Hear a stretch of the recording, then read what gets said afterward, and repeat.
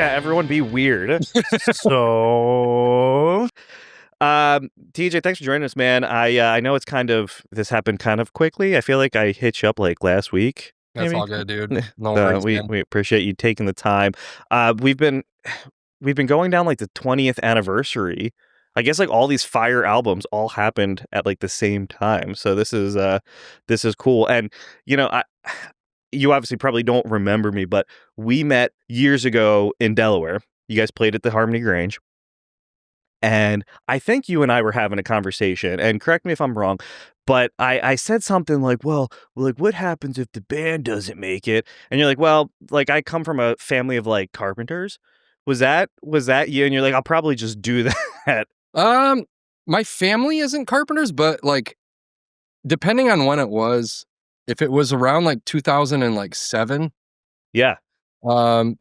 Bone and I were both working with a family friend that was like a carpenter, like a mill worker guy. And when we would go home for a few days at a time, he and I would just try to help him in his shop to make some money to pay our cell phone bills and shit. So like that sounds like it jives if it was right around that time. Okay. Yeah. No, that checks out. And it was, I don't know like what happened, but I don't know if someone had to leave like the show early or something, and it was like a condensed group. So I don't know if or what, but it was awesome. But I just remember having that conversation. I think I was talking to Eric about that, and I was like, man, I remember it was like a really weird thing to ask somebody. Dude, it's weird. It's weird times. Every day is freaking weird. Yeah, you're right. So it's whatever. I'd say that's a weird memory skill that you have, Greg. I What? can't remember a conversation that I had with somebody like a month ago. I'd be like, I think I talked to them. I don't even know if I talked to them or not. You remembered specific things from 20 years ago? It was only like 18. 18 years ago, sure. Okay. 18, yeah, I can see it. I feel like young Greg's brain worked significantly better than my brain now. Like I can't remember anything anymore. Brain is degrading. It is. Hey, but it's terrible. Mine dude, too. 20 years, man. That's fucking like, is that like a surreal feeling, or like was this always the plan when you hit that 20-year mark? Like we were gonna do like a little something. You know, it is surreal. To think like, okay, so I'm 42, but I don't really feel 42. Like, even though I look it, like I've lost all my hair, I've got like a total dad bod, whatever. Like I've totally lost my shit. But it just doesn't seem like it was that long ago, and and at heart, I think we're all still young at heart. I think that when you grow older and you fall into certain relationships and you get a career, you have children, it's like you can still be a kid, but you just have to accept the responsibilities of your age. So that's kind of how it feels. Like I still feel like I'm a kid accepting the responsibilities of my age and the things that come with that, but it does not feel like 20 years ago at all. It feels like maybe like 10, but for it being 20 years old, it wasn't really like anything we planned. It just felt like this is what you do, and we've never done anything to really like celebrate this record. We still play quite a bit of it, like when and if we play live. But there's a small handful of songs we don't really ever play. There's one song we've never played live before. So we're, we want to do something special for the record. So I'm, really excited that it was pressed to vinyl this year. Like I'm a big vinyl guy. And we're really excited to play our home show, Furnace Fest, and then the tour that we were doing in the UK in November. So celebrate the record. So I saw someone post, and you can obviously answer this better than I know, but and someone said something about like, hey, are you going to play in this state? And you're like, well, it doesn't make sense. Like it's way too difficult to get everyone scheduled aligned. So is the UK, so like getting over to the UK, is that easier to do, or like? So the deal is that it's different. So for the US, hang on a minute. Mm-hmm. You can edit this shit, right? Oh yeah. Okay. So like my Mac is going to sleep soon unless it's plugged in, but it is. Oh shit! You know what? Good looks. I need to plug mine. Let me Hold on. we'll just make sure we're good. I think. Everybody's plugging. Yeah. Yeah, just give me 1 sec. Mm-hmm. Dude, you know what I was thinking too? Mm-hmm. To beat the gaping bird, The gaping. What is the gaping his name mouth, is or I think the it's called gaping maw? the gaping. It's the gaping bird. Poison. You have to. We all need to have poison. Okay. All So right. we're discussing Night Rain. Oh, really? Yeah. I haven't played Night Rain yet, but I'm a massive like Souls dude. So, dude, Night Rain. So It took We've us been like having a lot 10 of fucking fun fucking with it. hours to finish the first. Oh yeah. It was 10 first- hours over this weekend, and we just beat the first boss today. congratulations. I bet it felt amazing. It felt It so really good. did. And so like if you like Elden Ring, Dark Souls, it's definitely, it has that like when you beat a boss, it's like super satisfying kind of feel to it. It's fucking exhilarating. That's cool. We got to talk about games. Oh man. Oh yeah. Well, it's funny because I saw you posted what was it? You finished Dark Souls 2 recently? Well, yeah. I mean, I did them all again. Yeah. Recently. Yeah. Now, what about Sekiro? Did you also? Yeah. I went through that once. Really, I've only came to love the Souls games over the last like year. Yeah. But I've been playing Elden Ring for the last like 3 years, like ever since it came out. So like I was introduced to the whole thing with Elden Ring, and then I went down the rabbit hole of the other From Software games. So I did like Demon Souls through Dark Souls 3, and Bloodborne, Sekiro, and then since then I've gone back through. I played Bloodborne like 2 or 3 more times. I played Dark Souls like 1, 2, and 3 again. I still need to do Sekiro a second time though. So there's a class in Night Rain that literally like is for the Sekiro fans. Like it's all parry heavy, and you have multiple katanas. Is that the character that you have? Yes. Is that the character you've been running? Yeah, and it's good. It's really good. That's cool. Frustratingly hard. You want to smash your controller sometime, but Oh yeah, we were playing it and we were like, there's no way that this should be this hard at all. We were watching videos and trying to theory craft how to make this better, and you just do a little better each time. That's it. Yeah, I think it. I get it. I mean, really, it's the get good mentality. Like, and it's true. It's a thing. It's a total thing. Yeah. I'm playing Expedition 33 right now. Okay. Yeah. And it's you know, it's really kind of like an old school Final Fantasy game, just with like amazing graphics and amazing story. But then there's a parry mechanic, so it's like all turn based. But as they're attacking you, you can either dodge or parry, and if you like do a successful like group of parries, then you can unleash like a massive counter attack, and it's pretty sweet actually. It's pretty cool. I there's something about parrying, and that's what like Night Rain I think they do really well is they have 5 or 6 classes, and they make it a little bit easier I think too, like for someone who doesn't want to invest, like I have to invest this many points into Arcane and this into Vigor, whatever. Like they say, hey, you're this character, these are your base stats, and like this is kind of what you do. So there's a little bit of something for you just everyone. hope that you get lucky. Like, hey, you have high dex, make sure you grab a dagger. Yeah. If you don't find a dagger, then you're kind of fucked when you get to the boss. Like you're just gonna be hitting like a wet noodle. Yeah, and you do. It's good. Highly recommend it. Yes. All right. Okay, so back. Let's. Well, we can talk about games, but I do want to jump back to the UK thing. So, so the deal with like touring in the US and UK. This is kind of how I look at it. Okay, and this. So touring in the US, in order to tour in the US, you've got to have a vehicle. You've got to have a trailer. Now for a band like Still Remains, we had signed to Roadrunner Records, and we got on some good tours here and stuff, but like we really kind of like were maximizing our band potential really in the UK. Roadrunner office had a killer office in the UK.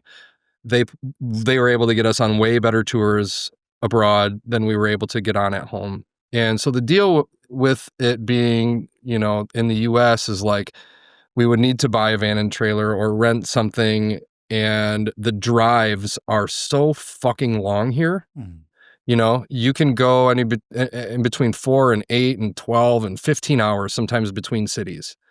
And the deal with doing something like that, now that we're like, most of us are over 40. Ain't nobody driving fucking 8 And I don't hours, mean to right? be, like, maybe I'm being a bitch about it. I don't know. But like, I don't think so. but No. that's the thing, you know, so it would be taking kind of a massive risk because we didn't do as well in the US. So like for us to go down and play like Lubbock, Texas, which, hey, that's cool. Like I appreciate that we've got fans there. Like I love that they still support us and they still listen to our music and things like that. But like logistically, it's just it wouldn't make sense for us to do all of that to get down to you to play a show, you know what I mean? Or to do a tour. We don't have enough PTO collectively. I mean, because we all work, we all have careers, and we all have wives. Most of us are married, and we have, you know, a fucking gaggle of children. So it just doesn't make sense. So we look at the UK as a place to where the shows will be more successful. Because we had a stronger following in the UK. We don't have to worry about getting a van or a trailer. We can rent a bus, and you have to get a double decker. And so like, and you can't drive it either over there. Like you have to have a driver. Granted, those are all expenses, but I would rather invest a smaller amount on renting a bus and a bigger amount in buying a van. And you don't have to worry about driving it yourself. Exactly. And honestly, dude, like the drives between major cities are sometimes like an hour or 2, and that's long for them, you know? So, and, you know, and to get all through the entire country, it would take like a week or a week and a half. So that's why or that's how we look at it, you know? We can do a full tour of this place that really like showed us mad love. And we're not a full-time touring band anyway. And, you know, we'll play shows in the US. It's just got to be the right, like, opportunity. It's got to be, it might be a festival. Unfortunately, we don't get a ton of invites, you know, so we don't do them too much. You know, we had a cool opportunity to do Syracuse and Indianapolis last year with Haste the Day. They're our old buddies. And we ended up doing that, and it was cool. It was a lot of fun. It was cool to get out of Michigan, and we hadn't done it in a long time. But yeah, that's kind of how we look at it. If that makes It's like you'd have to schedule everyone's family vacations around a far show. Yeah. Yeah. The trip across the pond sounds like a vacation, actually. It is, and our wives will be there with us. Awesome. Yeah, that's cool. You know, at least for part of the trip. But it just, you know, it makes more sense for us to do it that way, and we'd still probably make like more money doing it that. And that's not like, it's not really a monetary thing, but I mean, at this point we all have careers, so like doing Still Remains it's not like a money goal. You know, we're not. We have to make sure we don't make decisions that we're gonna just like eat a bunch of money or something like that. But like, we don't do it for the money. We enjoy playing together, and we enjoy hanging out together. And so that's kind of what's fueling us to, you know, kind of get back at it a little bit.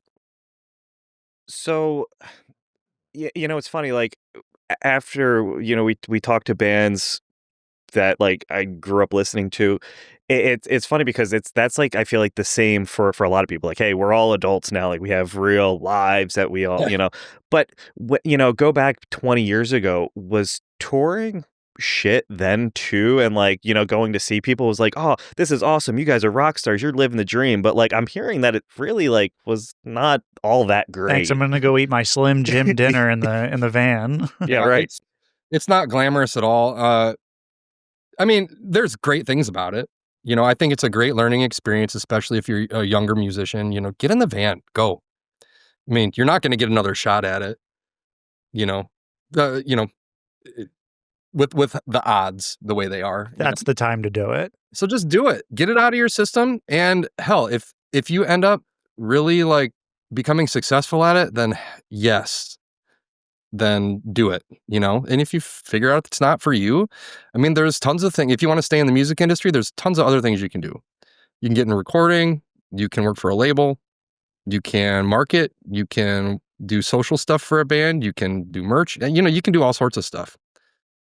It's weird now too, I feel like, because I mean, with like TikTok, and you can just like play a song, and if people, you can just blow up, and then all of a sudden you're just a touring musician and you have a plane flying you everywhere. Like, I feel like it used to be like, oh, MySpace, check out this new song, and then, you would tour and we'd go to these small shows, but I feel like now it's not really like that anymore, or maybe it is, but all I see now on my algorithm is just like these like, auto-tuned musicians that are probably talented, but I don't know. I just feel like it's different. Yeah, it feels like I'm in the Twilight Zone sometimes when I see the kind of acts that are kind of making it these days, but I don't want to take a shit on anyone. No. And you know what? Good for them, because they're making a fuck ton of money. So I'm envious. Go at it, like yeah. TJ, when you said there's other things that people could do in the music industry, it reminds me of this episode of The Simpsons. I think it was a football player, and I think he was like the rock star football player, and he like broke his ankle, or he broke his leg, and they're like, oh, Dr. Nick probably came out and he was like, oh, he'll never play again, and he was like, oh well, at least they were like, at least you went to college. What was your degree in? And he said, communications, and they were like, oh no, we're so sorry. no, you're fucked. Yep, pretty much. When you said it had that vibe there, like, oh, there's other things to do. Hopefully you got those skills. But yeah, I think too, like now with music, it's cool where you have like, you just want to pick up your guitar and plug it into your Mac. Like, you can do that, and you have shit that makes it sound so good in your ears. Like, that's cool. I remember like when I was younger, I mean, it wasn't really like that. It was like, all right, you plug in and you have to hope that, you don't wake everyone up, and, everyone's going to hear you suck, until you get good. And now I feel like people just have the luxury of nice things. I don't know. Times are definitely changing. Yeah. We're kind of getting to the point as a band where, and we're like in the middle of this transition right now, going from playing in the basement all loud, amps cranked, drums blasting, vocals through the PA. We're trying to move it to where we've got like almost silent practices. So the guys, the guitar players are using their amp modulators like a Helix. And then like AJ would be using his E-kit, and really all you would hear is like him, and then like I'm screaming. You know what I mean? So it's just like, like no guitars, like. But it sounds really good if you got the headphones on. Yeah, you gotta have the headphones. Yeah, right. Watching from the outside, it probably looks like you guys ever done the silent disco? Oh yeah, where it's just a bunch of people like, and all you hear is like feet like or pitter pattering on the ground. Do you ever see those videos where it's like they take the sounds out of like, I think it was like High School Musical, and it was just like them like hitting on pans? And my favorite one is the one that they did for the Prodigy. Firestarter.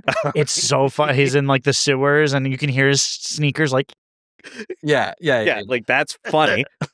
They do that with it's the Harm's Way like mosh call. The dude's like so beefy, and he's on stage, he's two-stepping, and the whole crowd's two-stepping, and all you hear is like it's so funny. It is funny. It's the same vibe bad lip reading guys. Oh yeah, exactly. It's so good.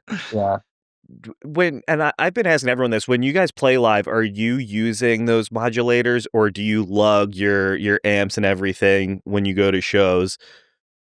How did we do it last year? It was our first shows using the modulators. I feel like, I could be wrong here, but I feel like they were running the modulators actually into an amp. I like the idea of using the modulation systems, especially for touring musicians. And if you're touring abroad, you don't have to bring an amp, or you don't have to rent an amp. You bring that over, you can go direct, whatever. But I can say, that there's a lot to be said about feeling the air move on stage from live amps. They push so much air and so much like beef. And, it contributes to like, I think anyway, especially on small stages, it contributes to like how well you perform, how immersed you get into the sound and everything else. Whereas, like if you are using the modulators, it's a little more difficult to get that like that stage sound unless you've got like a good set of ears and like a monitor guy. So. That's what I heard. Like you have to really work with it to kind of to get it to sound really good. I can't remember who it was, but they were like, we moved away from amps because we were overseas and like our tubes all shattered and we had no replacement and we were fucked. Try to play guitar. Yeah. I was that could be your carry-on, like on the plane. That's right. Like that's your whole setup aside from like a couple guitars or whatever. Yeah, right. They're just so fucking expensive. I guess everything's so expensive anymore, but like some of the shit that you can get is just really impressive. And I notice now like a lot of bands, they don't have like anything behind them. And it could just be shits elsewhere with them, mic put up to it or whatever. But I feel like a lot of them are going that route just because it's convenient. They are. And I'm sure it's like a learning curve and it's a total like vibe adjustment. But I mean, you learn and you grow and with the times. Yeah. There's that one guy. He well, actually, I guess there's a couple people that are doing things like this. What's that guy? We were talking about him not that long ago, Greg. He sets up a little like DJ booth with some speakers, I think he's in New York City. Mark Riboulet. Mark Riboulet. He's like, I'm late to work. I don't give a fuck. But he does that, and he stands there. He just pops something up on the streets.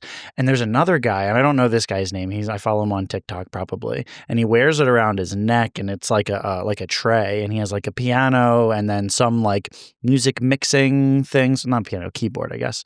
And he like play a beat, and then he'll hand a microphone to somebody else and say, "Hey, you want to rap over this?" But music overall just seems to be so much more compact and mobile and could you say powerful? I don't know if that's more powerful or.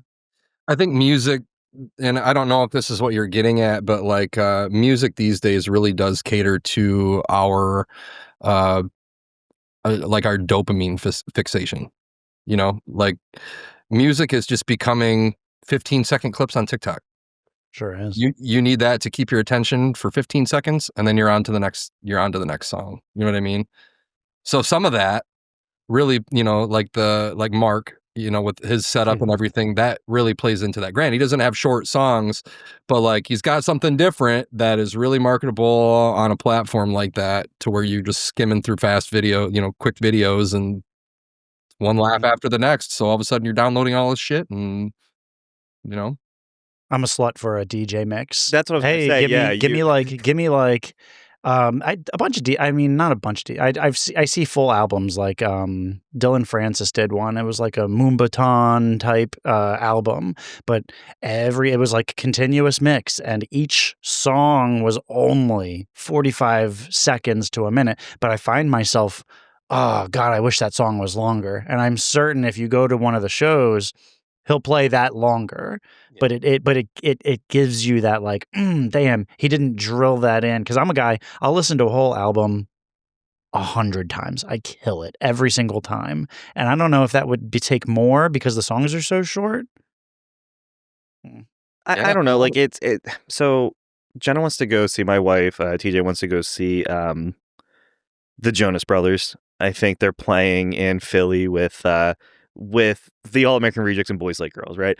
But Marshmello is co-lining. And like, I can get down with Marshmello. I can. My son loves DJ. Yeah? Oh, yeah. But like, is it just he's just going to be there dancing with a giant marshmallow helmet on, I think, right? Like you just hit like, all right, and like, go. Yeah, right. Yeah. And probably. Like, woo, for an hour and a half. Like, is that cool? Like, I don't know. I mean, it's probably a sold out show, right? But I don't know, man. Like kids might think so if it, makes them feel like they want to move. He's like, a Fortnite skin.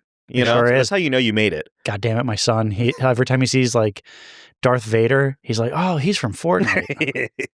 Boy, shut up. What did you say?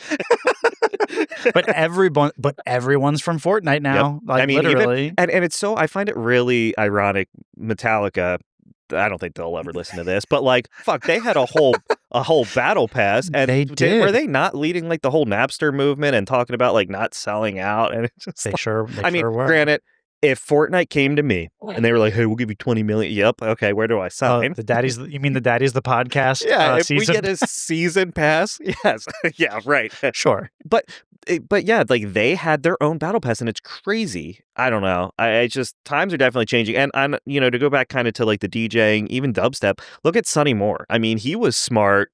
And you know what? The post-hardcore thing probably not going to be sustainable, but the dubstep Skrillex thing, yeah, fuck, people lost their minds. Oh yeah, Mm-hmm.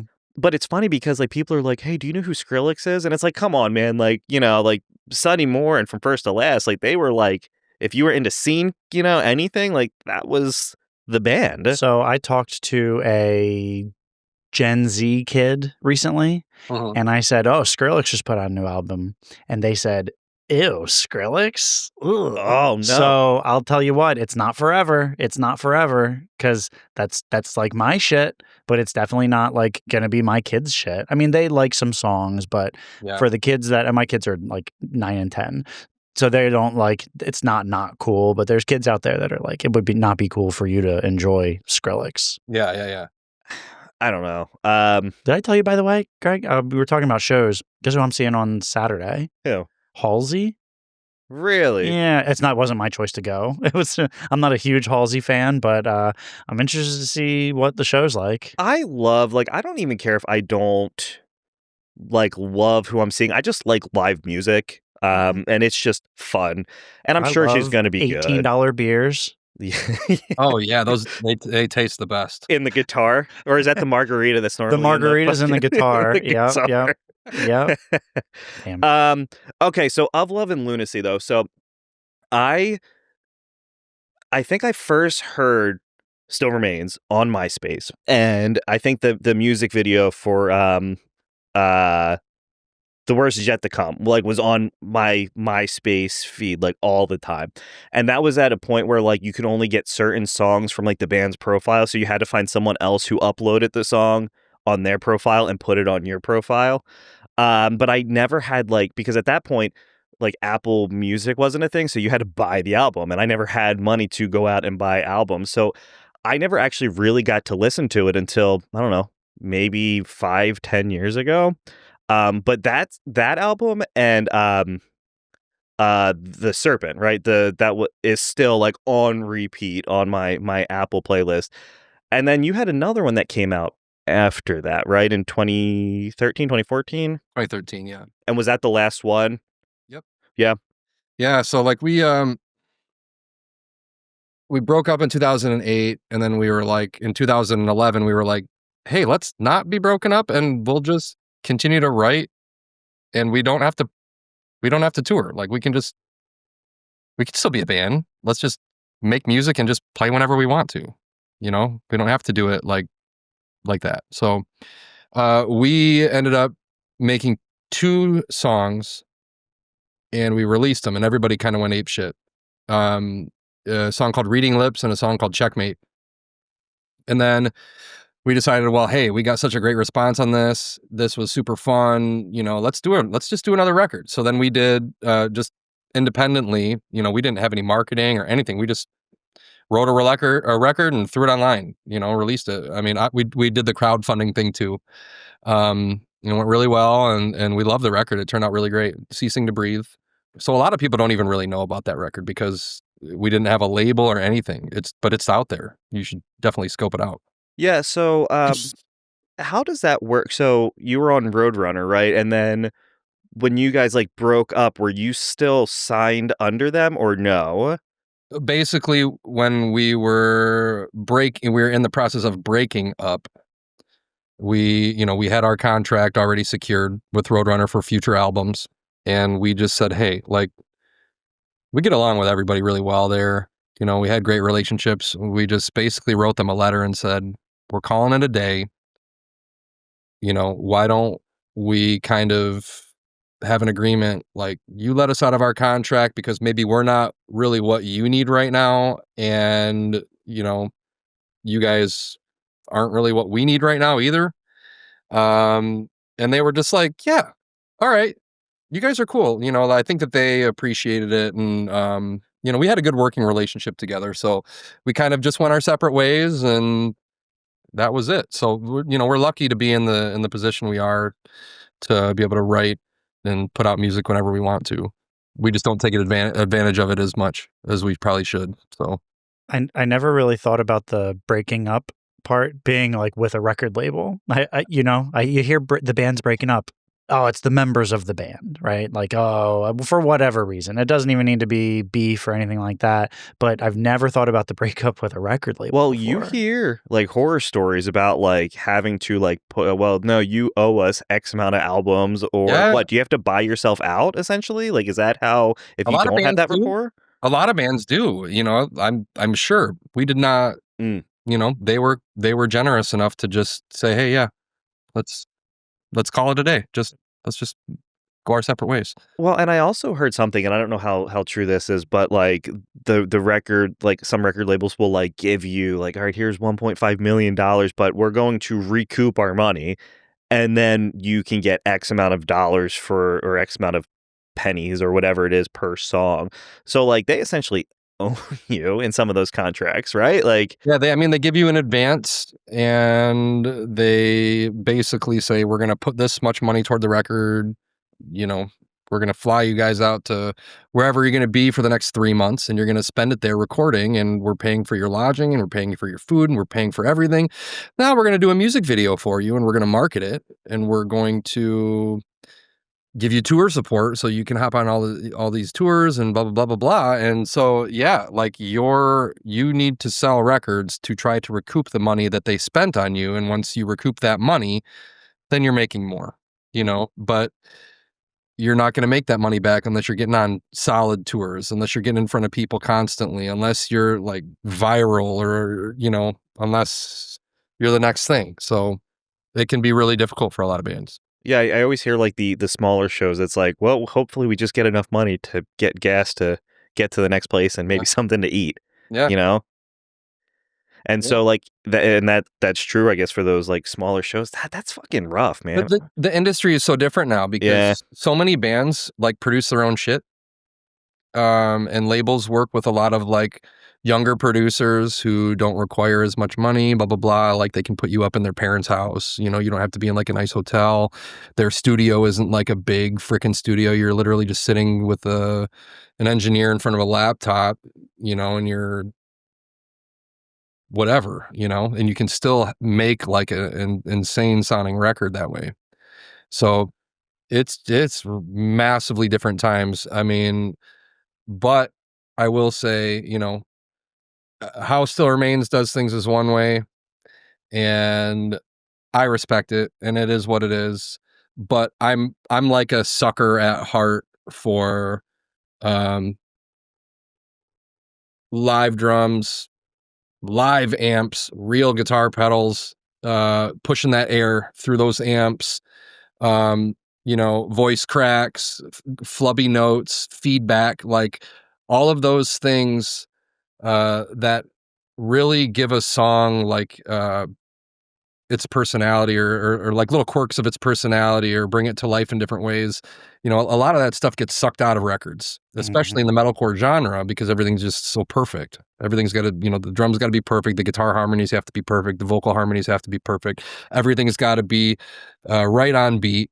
So there's a lot of like post-production and things that, a lot of that soul gets just kind of sucked out. And that's kind of why I'm so picky about metal. I'm not a metalhead by any means. I'm very, very, very picky about it. But that's the kind of shit that really kind of makes me tick. And I realize that Still Remains like isn't really a band that does all that stuff. We don't really do the things how like I like it, but it's not just about me, and it's not just about what's convenient for me. Really, like I said earlier, like I love those guys. They're some of my best pals, and making music with them, however we decide to do it from record to record, is just a fun experience. And I kind of take that as like I'm lucky to just have that, it's cool to see too, like after I mean, more than 20 years, like you guys still get along, and I'm sure you've had your beef, and as everyone does, but like to be able to still get out there and do it instead of like doing it just, I don't know, I can't remember who it was, and you could tell maybe it was Jane's Addiction, and they were like fighting on stage, and it's like, yo, what the fuck? Perry Farrell basically like hit Dave Navarro on stage or something like that. And he looked out of it. I mean, it looked rough. I did that one time. I slapped our old keyboard player Ben right on stage.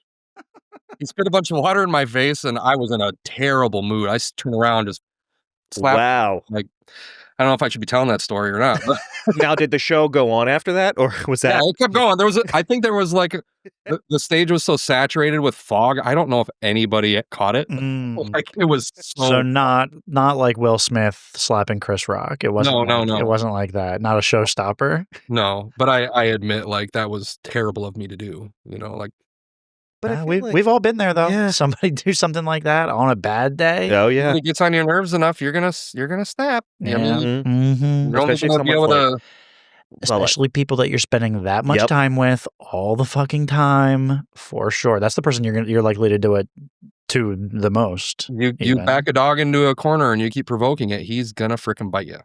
Eric and I slap the shit out of each other all the time. We sure do. You guys laugh about it though. Yeah, sure. Yeah. And it's not out of anger; it's something else. Oh, good game, slap ass. Yeah. So when does the tour kick off? November at some point. Okay, no, that's fair. The first date. November. You just know you don't have to worry about it. Yeah. Until November, until the end of the year. God bless AJ Barrett, because he's been planning the whole thing, and we wouldn't be doing any of this without him. Like, he is the dude. So. Has he always kind of been the dude? No.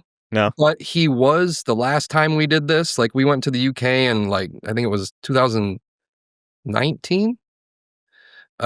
But yeah, he did a lot of that. He's coordinating just everything. And he's got a full-time career. The dude's a geologist. Okay. And he's doing all of this on top of, being a full-time dad and. So what you're telling me is both of his jobs rock. Yes, they do. Yes, they do. I can't help that. That's just like a really hard layup joke right there. It was a swish, like it didn't even hit the backboard. It just went up, and I just tossed it up there, turned around. I knew it was going to go right in. Swish. Yeah, it was like that was like some MJ stuff. Now, so the whole album in its entirety. Yeah. And then, are you going to also play other stuff, or like how does that work? Is it like this is it, the end, or is it like do you slip? We're gonna try to play some other songs too. Yeah. Probably not like a ton of them, because I mean the album's the album. It's right. But we'll definitely throw a couple other songs in there too. How long is the album? Do you know? I don't know. Very, very long. I guess it's probably concert length. I mean, it's probably like my guess is it's probably like 50-ish minutes. Oh shit! It's 50 minutes and 3 seconds. Yeah, so like 50 minutes. Good guess. Our set will probably be, I'm gonna assume, with breaks and everything, it'd probably be like an hour and 15. Mm-hmm. That's good. That's maybe more. Is it like hard? Like, do you have to like work out so that way you don't die on stage? Because I feel like an hour is a long fucking time to be running around in. Yeah. I mean, I'll be honest with you, I'm working out right now to try to get in shape for this. For one, I was really trying hard last year to get after it, but then I kind of fell off around the holidays. Like, my job and my life just got super stressful, and dealing with Christmas and the kids and everything else was wonderful, but it just becomes a lot. And so like around that time, I slipped off of it, and now I'm getting back on. I'm counting macros. I'm eating really well. In the gym, trying to get stronger, trying to get in a bunch of steps, just to kind of get my lungs prepared. I mean, for me, a lot of it is just as a vocalist. It's more that it's not the jumping around piece that really like I'm nervous about. It's just that my body is my instrument, you know, it's my voice. So like I want to make sure that works well every night. And anytime we travel, I get sick. Like it every time. I mean, you could probably ask anybody that's ever been at a UK show, they'd probably be like, yeah, TJ was sick. Well, so just trying to get healthy. Yeah, going to the gym for you is like tuning your instrument. Really? I mean, it is that and like warming up. Yeah, like doing vocal warm ups and stuff like that.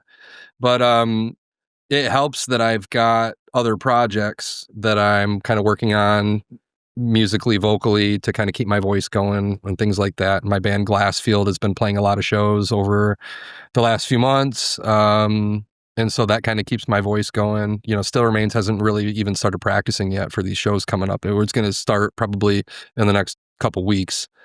But I just, you know, I want to be good to go when we get there. Are you guys still local to one another in Still Remains, or are you guys all kind of scattered now? Yeah, we're local except for our bass player Kenny. He lives in Nashville. Okay. Yep, and we're all up in Grand Rapids, Michigan. Oh, okay. All right. Yep. And so I'm always curious, what does practicing look like? Are you just like, is it like just a week of grinding it out? Is it multiple months? Like how does that work? It's usually like a couple of months to grind it out, but it's like practicing like once a week.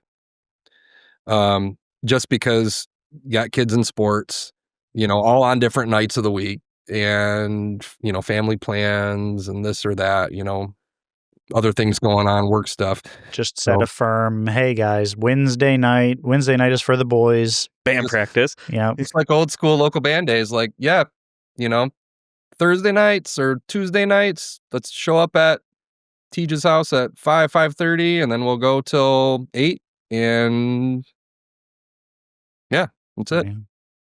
I used to love like band practice was always my favorite thing, and then it'd be like, you got bad grades on your report card, no band practice this month, and it's like, no, like the devastation. No. Yeah, right? I'll show you, Mom. That would be like the worst punishment, especially for like a young kid like starting the band. Like, no, you don't get to play with those guys for a month. Yeah. What? Yeah, they're gonna hate me. They're gonna kick me out. Now I'm never gonna grow up and be anything cool. I'm not gonna be cool. We're gonna cancel the show. I gotta like, yeah. Are you guys releasing? Will you have merch out exclusively for this tour? And if so, is it going to be online? So like it is online now. Oh, it's online. Cool. Yes. So the answer is yes. Okay. But if it's not online now, I believe it's supposed to be like this week. Oh, okay. So we can get it. I'm sorry, AJ's handling everything. I don't have all the dates like in times of when everything's kind of trickling, but when everything's happening, but we'll be posting on all the socials as, you know, as things kind of come to light. But yeah. You know what I saw? I saw something that I'd never seen before, and it probably happens all the time, and I've just never noticed it, was August Burns Red. They just got done their tour with Trivium and Bullet, or whatever, their leg of the tour. But they posted and said, hey, we've got like leftover merch from this tour, and they're selling it online. I'd never noticed that before. Is that like, what goes on for that? It seems like it. I mean, we don't really tour, so we've not done something like that. But I mean, I think I saw it with like It Dies Today. They did some shows and they had some leftover merch and they were kind of trying to turn it out and put sales on it. And we might do the same thing. I don't know. But we also have like the merch store that we're opening in the UK will definitely print merch for us, but they're also like order on demand too. So like if you want to order, you know, like you want to do the pre-sale thing, get your tickets or your VIP package or, you know, stuff early, you're going to have like early access to buy tour merch and they'll just ship it right to your house. They'll print it on demand, ship it right to your house. We don't have to have like a big stock of it or anything like that, which is nice. That's great. So then we won't have to worry about trying to offload stuff, but yeah, then one of you guys doesn't have to have a whole bunch of t-shirts sitting in their garage. That's what we were doing, because you know what? Like having inventory sucks ass. So it's easier just to have someone else handle that, and then they buy it and it automatically just goes. But we were thinking about taking it back to in our own control, weren't we, for our shirts? We were, Greg? because the cost wasn't worth it for us. I mean, you know what we were doing? They were charging us for the store, and we said, all right, well, we've got to sell Is it like 3 or 4 shirts a month? 4 shirts, but then I forgot to To change. not lose money. I didn't account for different sizes cost more money. And Eric and I in our real job work with some big dudes. So they were ordering like 10Xs. And it was like, just a parachute. Like, should I lose money every time you buy a t-shirt? That did happen. That's right. Yeah. So that's why we stopped selling merch, but we were looking to get back into the game. So it's nice to see that other people are doing the just print on demand thing and not housing inventory. But if people wanted to check out Still Remains or Glassfield or any of your where would they be able to find? If they want to look me up on Instagram, that's cool. Or like any of the pages, we all have socials, like Facebook, Instagram. My bands are Still Remains, Glassfield, and then Dead Me. And they're all out there. You can check them out on, streaming services. You can check them out on socials, whatever. Yeah, we'll tag everything below. I guess this is below. I don't know. Stillremains.us as well. That'll have like the tour info and the merch info and stuff like that. It'll be on our socials as well, but stillremains.us is a good spot to go to for Still Remains stuff. And the people are dying to know, where will it be that you're going to be playing Night Rain? What console? What console? Yeah. If I play Night Rain, because I need a single player like front to back experience. I'm not a massive multiplayer dude. Well then, yeah. But I did really like playing co-op with Elden Ring. Like me and Ryan from Glassfield and Zach from Glassfield, we would get together and we would do some co-op stuff every once in a great while when our schedules would align. Well, it's a 3-player game, so if all 3 of you, so there's 2 of us here and you. Hey, I'd jam with you guys. I'd play for sure. So what are you PlayStation or Xbox or PC? PS5. Yeah. Okay. Well, yeah, never mind. Well, we're out. Xbox.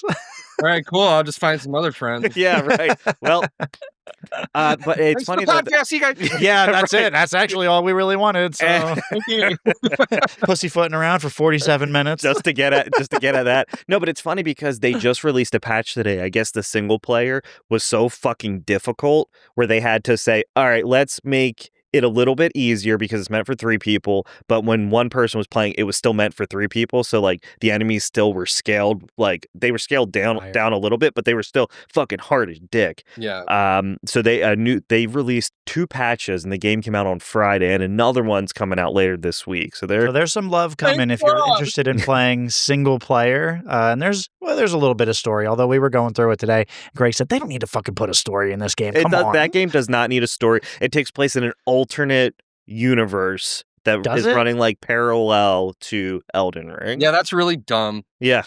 I wish it was like, it's fucked. If you use the spyglass, you could see the Erd tree or some shit. I don't know. Was it FromSoft? If you're listening, what the fuck? Yeah, what the fuck? Yeah, I'll probably try it at some point. I did Kazan. Did you guys play Kazan? First Berserker. It's like a Souls-like that came out like a couple months ago. That game, if you like that game was nuts. Like I didn't get through it. I'm not getting that good. What about what was the other one? Lies of P. Yes. Dude, so fucking good. So good. All day long. I mean, I like FromSoft stuff way better, but like Lies of P is like awesome. It was good. That was one of those games where when it came out, like I didn't hear much about it except like, hey, this company's doing like the kind of Souls-like thing, and holy God, it's good. I mean, it was so fucking fun. Story's wonderful. The combat is wonderful. It's the music. Beautiful. I love the music in that game. Like I will use that when I do clips for social media. Like I use the songs from that game. They're so fucking good. They're so good. I didn't know they were Pinocchio songs. That's the puppet game, right? I played it a little bit. Yes, but Eric, it is so good. I played it a little bit. I did play it a little bit. My thing with these games, like, all right, for Elden Ring, I got to the final boss. Couldn't beat him. I just couldn't do it. I played for a week like regularly. Couldn't do it. It's co-op. So I just gave up and I didn't play it again. And Greg, I even brought you in to try to beat it for me, and you were like, I guess I just sucked too bad. Well, yeah, because you were like, "Oh, I'll just go stand in the corner," and it's like, well, now he has more health, and I need you to help me. I need you help to you. GG Yeah, and right. assist. And like the DLC, did you play the DLC for Elden Ring too? Yeah. Which was also fucking, I mean, just hard also. So hard. It was bad. Like my buddy Zach from Glassfield got through it, and he was like, and I've never said this, but he was like, I now need a break from Souls games for a while because it was so freaking difficult. He wants to be able to come back to the next FromSoft game, whatever they do, and be like, yes, this is awesome, I'm back in. But Erd Tree really kind of fucked him up. It fucked me up too. I was like, I really loved the base game a lot, but man, that expansion or that DLC was really, really tough. Fucking Mesmer, the Impaler. That yeah. dude fucking just, like, it took me days where him just clapping my booty hole over and over and over and over and over. Yeah, And then you get like, and Elden Ring and really any Dark Souls game is good for like, oh, I finally got the boss down to half health, and then I beat him, but then they have a second phase. It's like, oh, cool. Yeah. You know? But Night Rain is good. Check it out. I'm sure it'll drop down to like, it's going to be a $20 title at some point. It will be. Yeah. Yep. I'll pick it up at some point. You know, I will at some point. Well, if you get an Xbox, actually Eric games on PC, but he just got it on Xbox because it's not cross-platform. It's 2025. Everything should be cross-platform. You guys have Steam Decks at all? No, but the person that we normally play with, my cousin has one, and he swears by it. Do you have one? His? Yeah, it's cool. I got one last summer, and it was a gift from a really good guy that I met through music. And I wasn't really sure what to do it. So I got Elden Ring, and I played a little bit of Elden Ring on it, and I was still so plugged into my PS5 that I wasn't messing with it a ton. And then I was like kind of not wanting to be on the PS5 all the time, but like if like wife is watching Grey's Anatomy or something like that, I can go and sit with her and just be on my Steam Deck. And I did another Dark Souls 1 run on that, and it was crazy. It was good. It was really cool.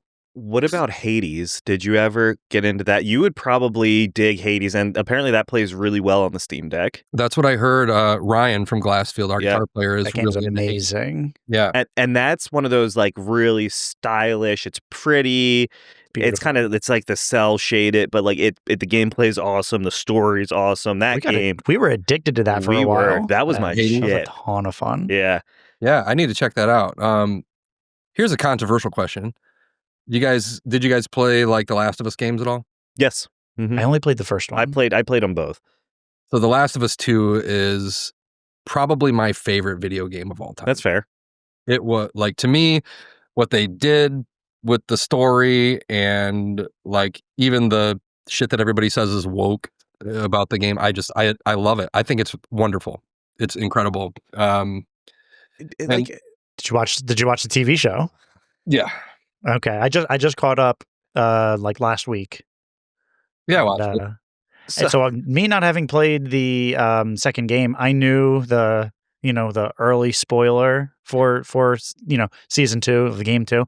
But what is it? They split game 2 into 2 seasons. Is that right? I heard he wanted to do 3, but it'll be. I bet you anything, it will be 3. Yes. I think it will be 3 full seasons, just kind of thinking about how the game kind of goes. Okay. But yeah, I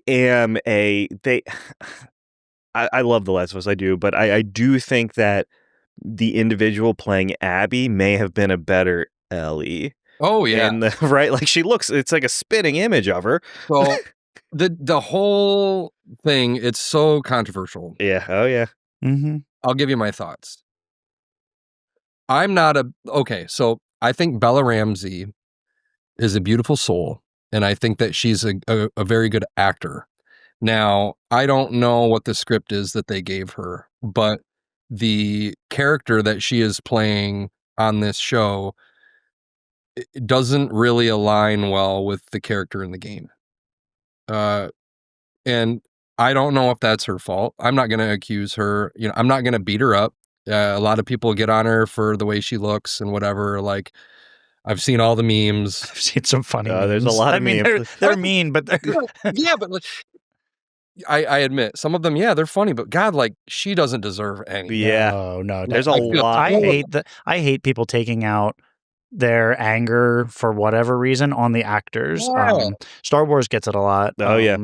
The guy that played Jar Jar Binks was just berated. Like, if you ever ask Zach from Still Remains who his favorite Star Wars character is, Jar Jar. Really? That's great. Yep.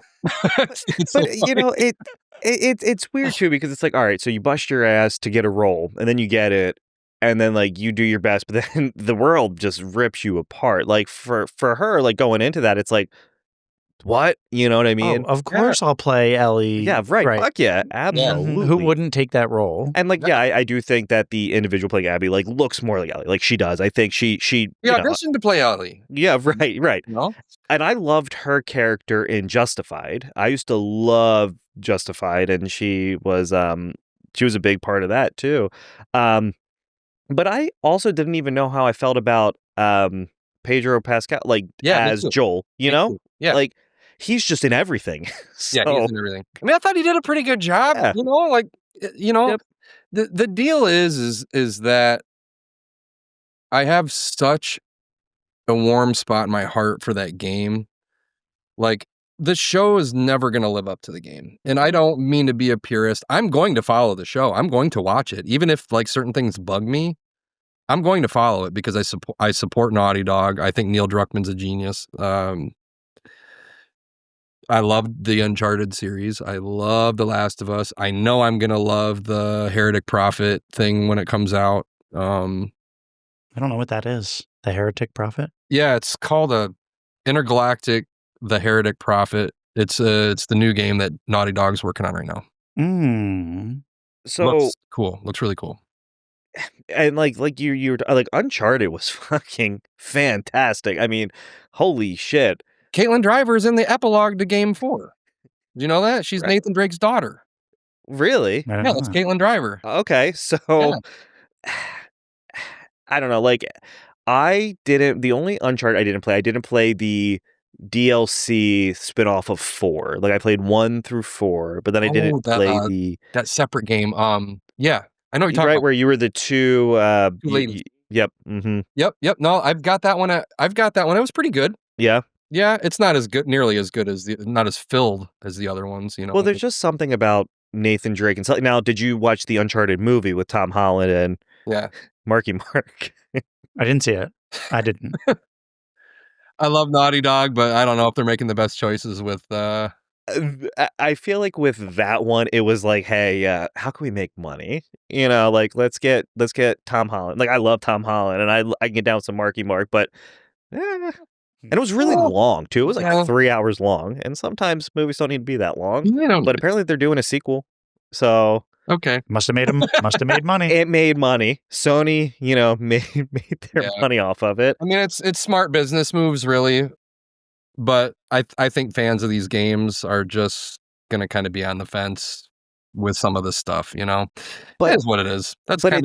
It's nice to know, too, that video game adaptations can, like, I loved the Fallout series on Amazon. I thought it was good. Fucking great. It was good. That's what a lot of people are saying. I only saw, like, the first, like, episode and a half or something like that. Okay. I had people that watched a little bit, and I had people in your shoes, and I told them, I said, well, I don't know.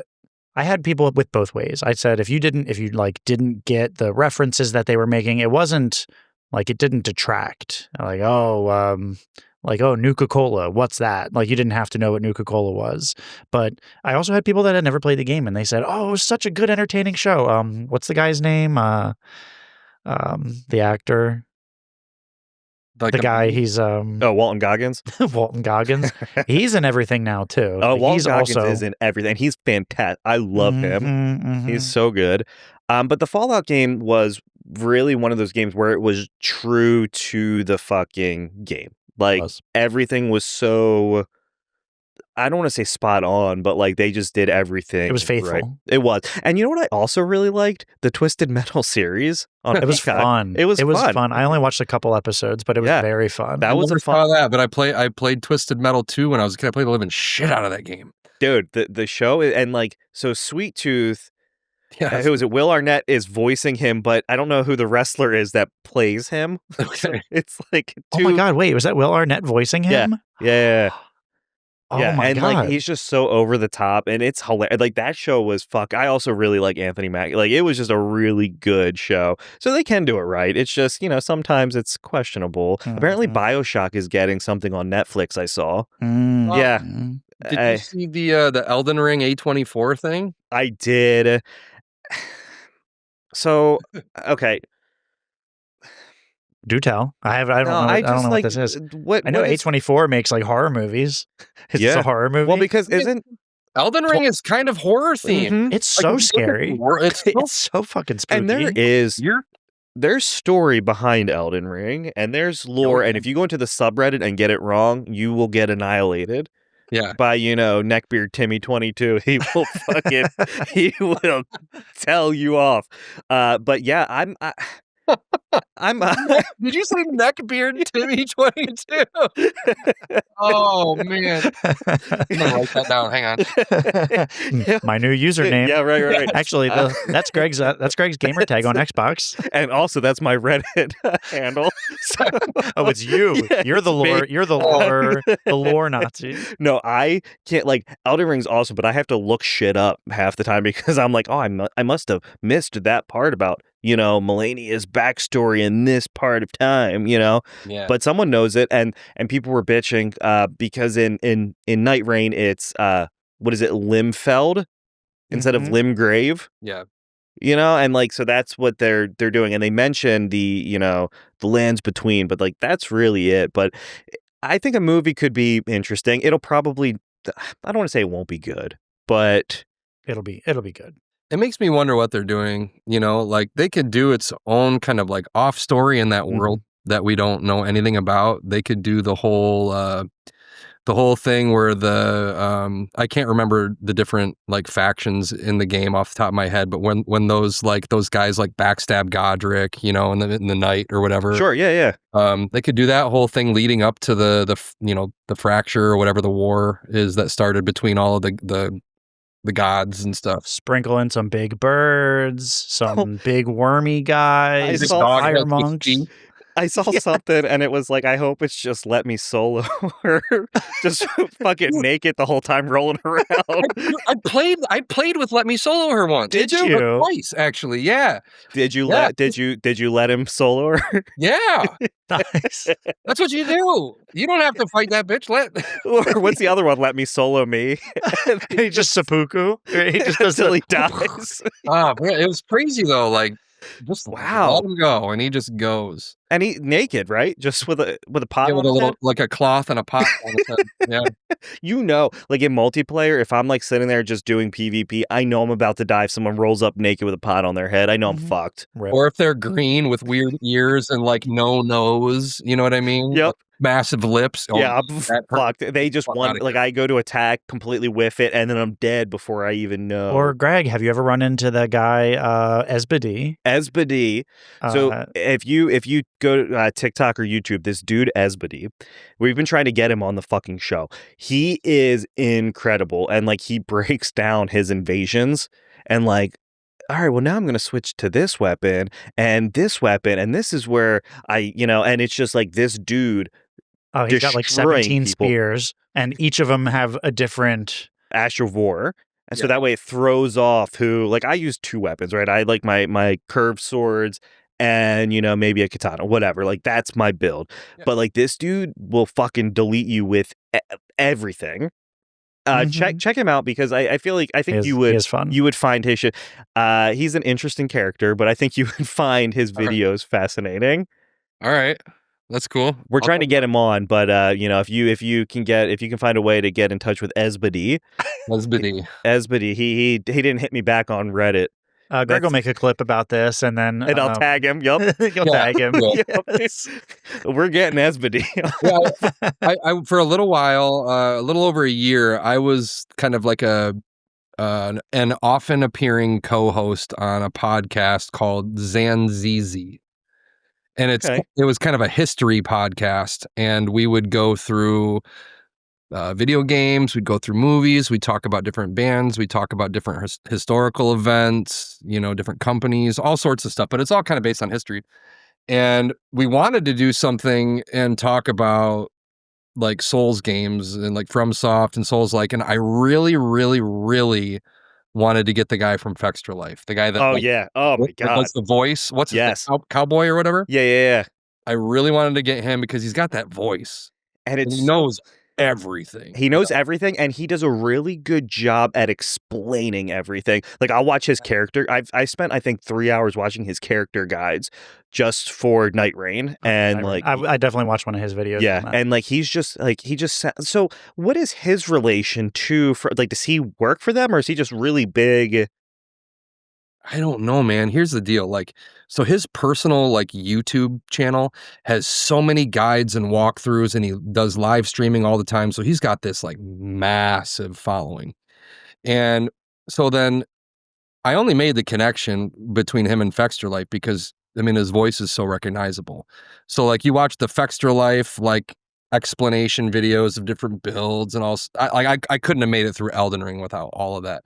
But I kind of just was like, this is the same dude. But if you go to like Facebook or Instagram and look at what Fextra Life posts, there's like nobody liking that stuff. It's weird. It's like got this huge YouTube presence. Yeah. So I don't know how he's related to it. I don't know if it's a group. It seems like it's probably a small group of people, but I don't know if he's just like the voice of it or what, or if he just puts together all the online. Do you ever see him? Like, yeah. Does he show his face? Yeah. Does he? Yep, on his lives on like YouTube and stuff, he does. Yeah, I just always kind of, I guess I always look at the guides, like his yeah, me too. And like, dude, they're so good down to like the most minor detail. Yeah. Wait, Eric, we should get him too. Yeah. All right. We should do and we'll have you on, and we can just do this. Yeah. Let's do this fucking fire ass big video game episode. Yeah, let's go big game. Yeah. I'd be sitting there the whole time just like, like, what is that noise? Like, hey, you have some shut up, keep oatmeal or something? And then it ties back on to your, my Jacksonville Jaguars. I would love to pick that dude's brain, like, yeah, of all his like weird Souls knowledge and stuff like that. I mean, he knows like the lore pretty well. He knows like the different builds. His gamer tag is neckbeardtimmy22, I believe. That's him. You know what? We're gonna do this. I'm speaking it into existence. The three of us, we're doing a big like Souls-like episode. Yeah. I'm gonna start getting these guys. I'm gonna start reaching out. That'll be my homework. I am so in. Is it okay if I've never beaten one? No, you don't have to. You don't have to say that. Like, we'll beat it before you now and then. Yeah, right. Sure. And if you need help, like, hit me up. Let's go. We're gonna do it. Or you could let me solo her. Yeah. Well, I don't know if that works. He can't beat the last boss. He can't beat the last boss. No. Only beat Melania. That's it. Cool. All right. Well, TJ, thank you for joining us, man. Taking the time to shoot the shit. Thanks so much. We'll post links to all your socials and your upcoming shows. And good luck with the 20th and the travel, man. And cool. We'll have you back on for the Elden Ring, Dark Souls, Demon Souls edition. I would love it, man. Be sure you all check out my music with Glassfield, with Still Remains, and with Dead Me. And be looking out for some new Still Remains stuff here sooner than later. So awesome. Thanks. Thank you.